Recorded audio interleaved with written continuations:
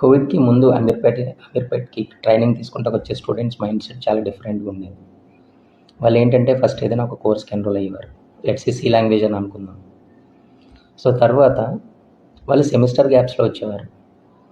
Right, ఆ చిన్న course attend అవుతూ ఏం చేసేవారంటే నెక్స్ట్ సెమిస్టర్‌కి ఏ కోర్స్ తీసుకోవాలనేది ప్రతిరోజు ఈవినింగ్ టైం కానీ లేదంటే మార్నింగ్ టైం కానీ డెమో క్లాసెస్ జరిగితే డెమో క్లాసెస్ అన్నీ అటెండ్ అయ్యి అతని మైండ్ సెట్‌కి ఏ ట్రైనర్ సూటబుల్లో రైట్ ఆ నేమ్ సెలెక్ట్ చేసుకొని ఈ కోర్స్ కంప్లీట్ చేసి వెళ్ళేవాళ్ళు.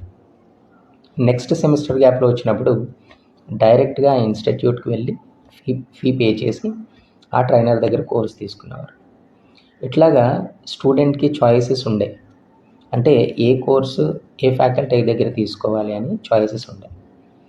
ఇప్పుడు ఏం చేస్తున్నారంటే కంప్లీట్గా full stock training course, job assistance కానీ జాబ్ ట్రైనింగ్ కోర్స్ కానీ అని అనడం వల్ల ఏమవుతుందంటే ప్రతి స్టూడెంట్ వచ్చి కంప్లీట్గా ఫీ పే చేయాల్సి వస్తుందన్నమాట.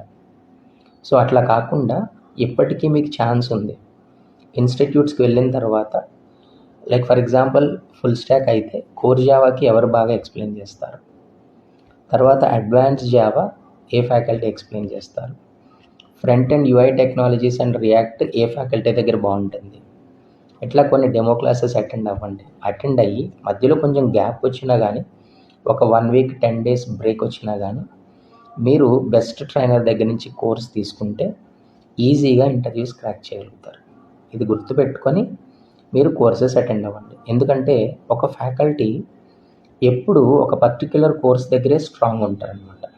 ఆ కోర్స్ మీరు ఆ ఫ్యాకల్టీ దగ్గర నుంచి తీసుకుంటే మీకు ఈజీ అయిపోతుంది ట్రైనింగ్. ఓకే.